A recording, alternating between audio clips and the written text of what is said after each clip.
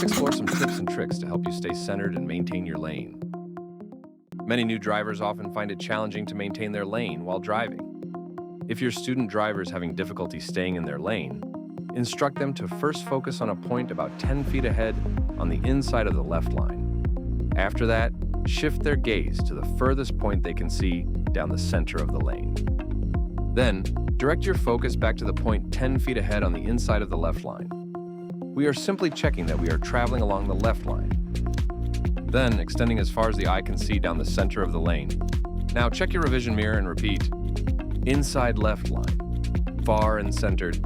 Inside left line, far and centered. Rear view mirror. Inside left line, far and centered.